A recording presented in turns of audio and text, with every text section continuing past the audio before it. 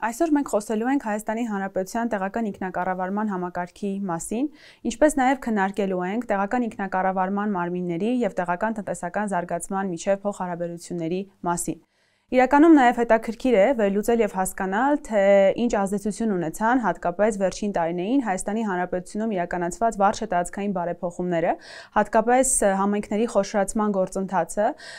տեղական ինքնակառավարման համակարգի գործունեության արդյունավետության, ինչպես նաև տեղական տնտեսական զարգացման վրա։ Նախ եւ առաջ անհրաժեշտ է ներկայացնել տեղական ինքնակառավարման առանձնահատկությունները Հայաստանի Հանրապետությունում։ Հաճախ կա կարծիք, որ պետական կառավարման մարմինները ունեն վերահսկողության եւ ազդեցության ուղղակի լծակներ տեղական ինքնակառավարման մարմինների վրա։ Այսինքն, շատերը կարծում են, որ օրինակ Հայաստանի Հանրապետության կառավարությունը, նախարարությունները կարող են ազդել եւ ուղղորդել տեղական ինքնակառավարման մարմիններին որոշումներ կայացնելու գործընթացում։ Սակայն դա այդպես չէ։ Տեղական ինքնակառավարման համակարգը, թիմերը Հայաստանի Հանրապետությունում գործում են անկախության եւ ինքնուրույնության սկզբունքի վրա։ Այդ դեպքում ում առջև են պատասխանատու տեղական ինքնակառավարման մարմինները եւ ում են հաշվետու իրենց կայացրած որոշումների եւ այդ որոշումների վերջնարդյունքի վրա։ Իհարկե, այստեղ առանցքում կանգնած է համայնքի բնակիչը, ինչու, որովհետև տեղական ինքնակառավարման մարմինները ձևավորվում են տվյալ համայնքի բնակիչների քվեարկության արդյունքների հիման վրա։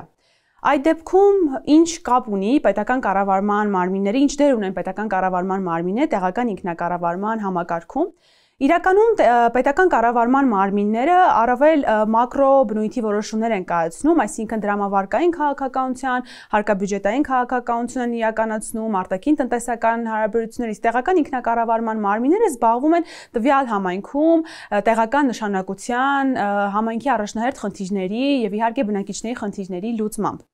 Եվ ի վերջո, ինչպես արդեն նշեցի, տեղական ինքնակառավարման մարմինները Հայաստանի Հանրապետությունում պատասխանատու են իրենց ընտրողների առջև։ Այդ դեպքում ինչ է իրենից ներկայացնում տեղական ինքնակառավարման համակարգը եւ որոնք են տեղական ինքնակառավարման մարմինները։ Հաճախ ենք լսում համայնքի ղեկավարի եւ համայնքի ավականու ինստիտուտի մասին, սակայն հաճախ շատերը կարծում են, որ համայնքի ղեկավարն է կայացնում համայնքում որոշումներ, համայնքի ղեկավարն է սահմանում ծախսերի առաջնահերթությունները համայնքում, սակայն դա այդպես չէ, որովհետեւ համայնքի ղեկավարը ավելի շատ գործադիր մարմին է։ Առավել ներկայացուցչական, այսինքն հենց ներկայացուցչական մարմինը համայնքի ավականին։ Ինչ է անում համայնքի ավականին։ Համայնքի ավականին հաստատում է տվյալ տարվա տարեկան բյուջեն, համայնքի հնգամյա զարգացման ծրագրերը, իսկ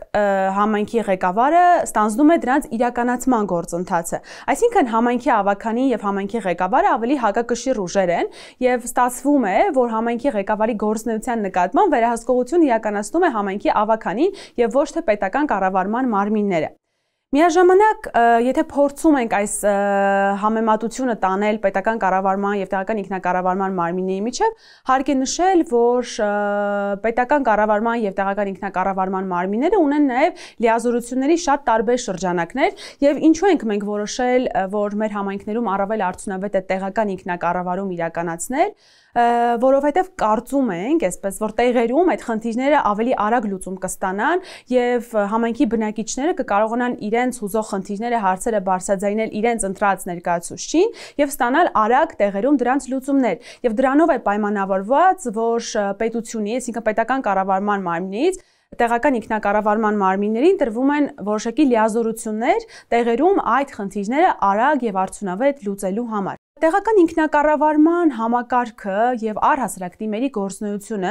շատ բարդ է գնահատել Հայաստանի Հանրապետությունում դրա արդյունավետությունը, որովհետեւ երբ որ մենք նայում ենք աշխարհի տարբեր երկրներում տեղական ինքնակառավարման համակարգի կայացվածությունը, տեսնում ենք, որ տարբեր երկրներում, կախված տվյալ երկրների սոցիալ-տնտեսական մշակութային առանձնահատկություններից, տեղական ինքնակառավարումը ունի կայացվածության տարբեր աստիճաններ։ Իմ կարծիքով տեղական ինքնակառավարումը ավելի շատ այդ համակարգը, կառավարման այդ ձևը առավել արդյունավետ է գործում այն զարգացած եվրոպական այն երկրներում, օրինակ Շվեդիայում, որտեղ որ բնակիչները ունեն մասնակցության, ակտիվության, նախաձեռնողականության ավելի մեծ աստիճան, որտեղ ինչպես արդեն խոսքումս նշեցի, տեղական ինքնակառավարման համակարգը կարող է արդյունավետ աշխատել այն դեպքում, երբ որ բնակիչները ակտիվ են, նախաձեռնող են եւ փորձում են այնպես անել, որպեսզի տեղական ինքնակառավարման մարմինները համայնքները հաշվետու լինեն իրենց առջև, որտեղ իրենք են ընտրել իրենց տեղական ինքնակառավարման մարմինը։ Քանի որ տեղական ինքնակառավարման համակարգը կառավարման մի ձև է, որի արդյունավետությունը միշտ պետք է գնահատել, փորձենք հասկանալ, թե այն ինչպես է աշխատում Հայաստանի Հանրապետությունում։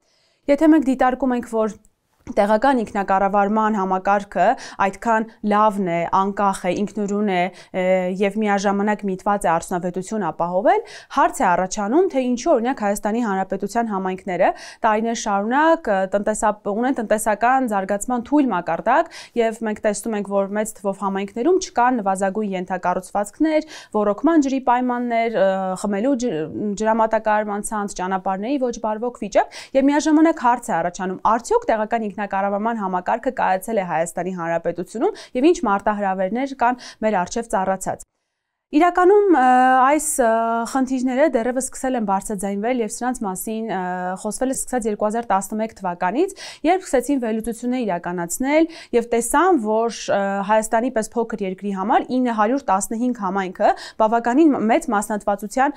աստիճան է եւ նման պարագայում, երբ որ վերլուծություններ էին իրականացվում, տեսան, որ մեծ թվով համայնքներ իրենց ծախսերի 80%-ից ավելին ուղղում են համայնքապետարանի աշխատակազմի պահպանման վրա։ Համայնքների 50%-ից ավելին մինչև 1000 բնակիչ ունեցող համայնքներ են։ Պատկերացնում եք, սա ինչ մեծ մասնատվածություն է եւ խոսում է բնականաբար թույլ տնտեսական զարգացվածության մասին։ Եթե համայնքը լինելով փոքր չի կարողանում օրինակ ֆոնդային կապիտալ ծախսեր անել, այսինքն օրինակ մանկապարտեզ կառուցել, ճանապարհներ կառուցել, ու միայն կարողանում է իր ծախսերը, ստացած եկամուտները հավաքագրել եւ ծախսերը ուղղել միայն վարչական, ուղղություններով, այս դեպքում ուղղակի տեղական տնտեսական զարգացման մասին խոսելը անիմաստ էր։ Եվ այս պարագայում արդեն 2011 թվականին, երբ որ վերլուծություններ իրականացվեցին ու տեսան, որ նման վիճակում են մեր համայնքները, ընդունվեց համայնքների խոշորացման եւ միջհամայնքային միավորումների ձևավորման հայեցակարգը, ու ինչ որոշում կայացվեց, որ ավելի լավ է 915 համայնքները միավորել, այսինքն խոշորացնել, ստանալ ավելի փոքր թվով համայնքներ, բայց միաժամանակ այդ համայնքները կունենան ավելի ուժեղ ֆինանսական միջոցներ, մարդկային կապիտալը կմիավորվի եւ մեծ ավելի, ռեսուրս կարող է ձևավորել եւ դրանով պայմանավորված արդեն 2015 թվականից սկսվեց համայնքների խոշորացման գործընթացը մինչև 2022 թվականը այդ գործընթացը դեռ շարունակվում էր 6 փուլով իրականացվեց եւ այս պահին կա արդեն 71 խոշորացված համայնքներ։ Հիմա փորձենք հասկանալ, թե որն էր խոշորացման նպատակը եւ արդյոք Հայաստանի Հանրապետությունում համայնքների խոշորացումը նպաստեց, որպեսզի համայնքներում տեղական տնտեսական զարգացման մակարդակը բարձրանա։ Հարկ եմ համարում նշել, որ երբ որ ընդունվեց համայնքների խոշորացման միջհամայնքային միավորումների ձևավորման հայեցակարգը, որպես կարևորագույն սկզբունք, խոշորացման կարևորագույն նաև արդյունք նշվում էր տնտեսական նպատակահարմարությունը։ Այսինքն ինչ էր սա նշանակում։ Խոշորացումը, որպես այդպիսին հիմնավորվում էր նաև այն գործոնով, որ համայնքները խոշորացումից հետո կկարողանան ավելի շատ եկամուտներ գեներացնել, եկամուտները կունենան աճի միտում, մասշտաբի էֆեկտի հաշվին կառավարումն առավել արդյունավետ կիրականացվի եւ դրա արդյունքում համայնքները կկարողանան ավելի մեծ թվով կապիտալ ծախսեր իրականացնել, ճանապարհներ կառուցել, համայնքները կկարողանան մանկապարտեզների շինարարությամբ զբաղվել, կկարողանան միջազգային դրամաշնորհներ ներգրավել, դոնոր կազմակերպություններից եւ միաժամանակ կարող են նաեւ պետությունից տրվող սուբվենցիոն ծրագրերում մասնաբաժին ունենալ։ Ու դրա նպատակով, այսինքն այս կետով հիմնավորվում էր խոշորացման հնարավոր երկարաժամկետ ազդեցությունը։ Մեկ այլ կարևոր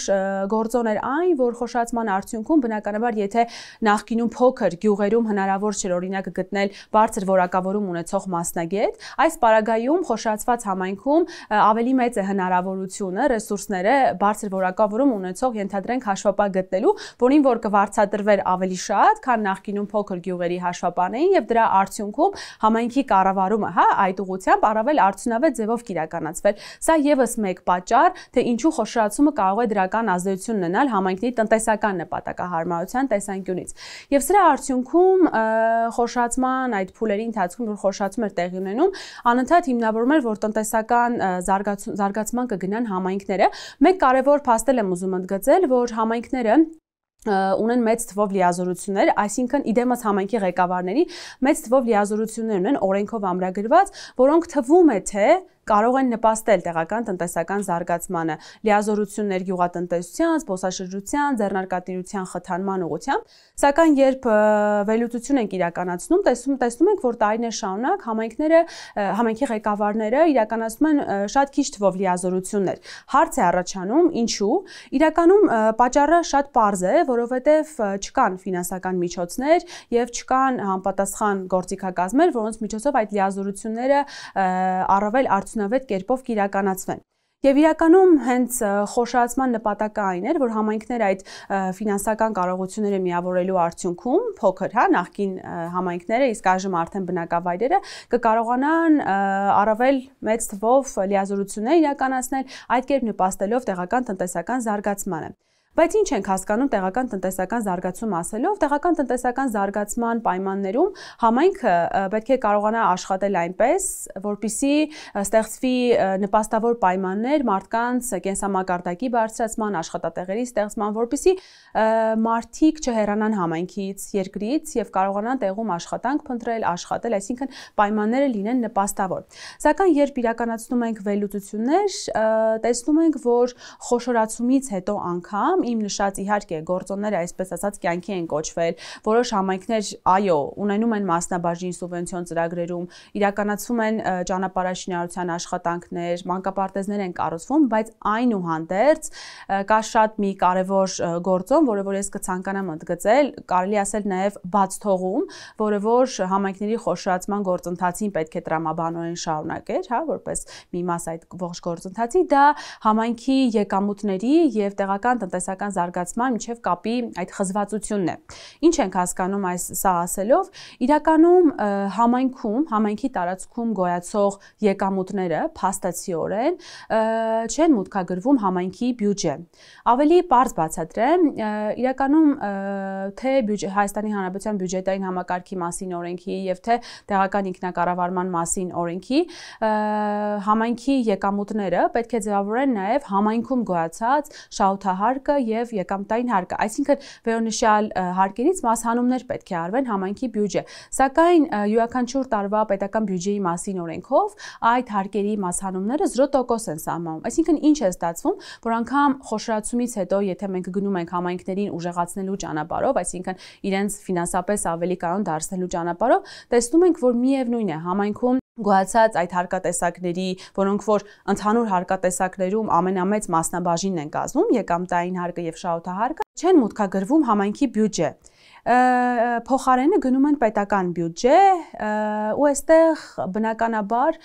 տեղական ինքնակառավարման մարմինները, հատկապես համայնքի ղեկավարները, ովքեր ունեն լիազորություններ, ձեռնարկատիրության խթանման, համայնքի տեղական տնտեսական զարգացման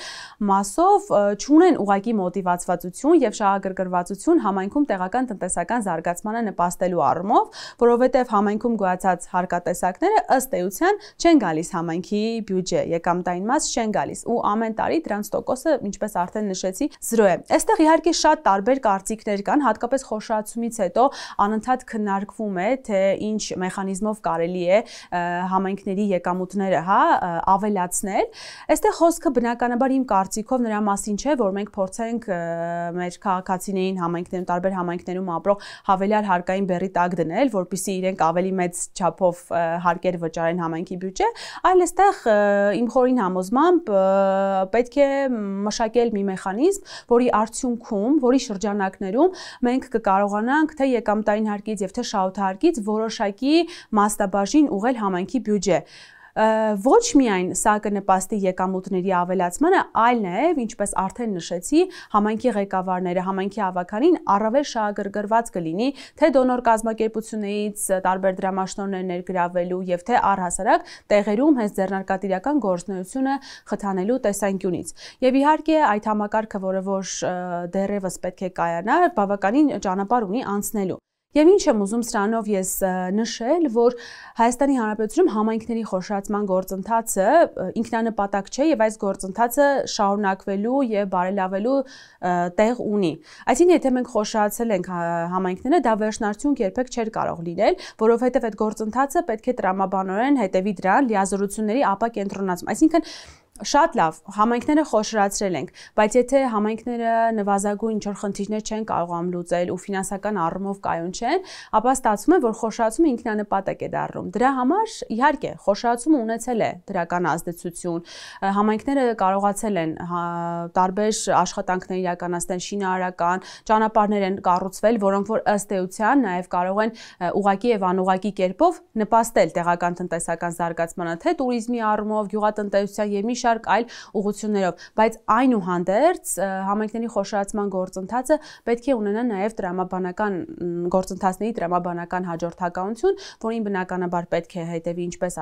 արդեն ասացի, լիազորությունների ապակենտրոնացումը, եթե մենք ուզում ենք տեղերում խնդիրները արագ լուծումներ ստանալ, պետք է համայնքները այդ լիազորությունները ոչ միայն ունենան օրենքով իրենց ամրագրված ֆորմալ, այլ նաև պետք է կարողանան լծակներ ունենալ ֆինանսական, դրանք իրականում գործնական կյանքում իրականացնելու համար։ Եվ իմ առաջարկը հենց դրանում էր կայանում, որ համայնքներում իրականում գոյացող այդ մեծ թվով հարկատեսակները եկամտային հարկը, շահութահարկը որոշակի մեխանիզմի մշակման արդյունքում ինչ որ չափով, եթե ոչ 100%-ով, ապա որոշ չափով ուղղվեն համայնքային բյուջե եւ համայնքային եկամուտները այս կերպ դիվերսիֆիկացվեն։ Եվ դրա արդյունքում կարծում եմ համայնքների այս վարչատարածքային բարեփոխումների գործընթացը կունենա նաև առողջ համակարգ, գործուն համակարգ, որի արդյունքում մեր համայնքները կկարողանան տեղական տնտեսական զարգացումից խոսել եւ գնալ հենց իրական այդ ճանապարհով։ Եվ այս պարագայում է, որ նաև մարդիկ իրականում կզգան, թե ինչ փոփոխություններ եղան համայնքում, թե օրինակ ձեռնարկություններ կարող են կառուցվել, թե գյուղատնտեսությունը զարգանա։ Եվ իհարկե շատ կարևոր է նաև այս գործընթացում բնակիչների մասնակցության գործընթացը, որտեղ ինչպես արդեն նշեցի խոսքումս, աշխարհի տարբեր երկրներում տեղական ինքնակառավարման համակարգը կայացած է իշտորիվ նաև բնակիչների մասնակցության, որովհետև եթե բնակիչն է ընտրում եւ ինչպես նշում ենք տեղական ինքնակառավարման մարմինները պատասխանատու են նրա առջև, բնակիչը պետք է նաև այս գործընթացում լինի շատ նախաձեռնող եւ ակտիվ։ Եվ կարծում եմ, որ նման պայմաններում մենք կարող ենք ի վերջո հասնել կայուն, առողջ եւ զարգացած տեղական ինքնակառավարման համակարգի եւ իհարկե կարծում եմ, որ առաջիկայում այդ գործընթացները իրենց հաջող ընթացքը եւ ավարտը կունենան։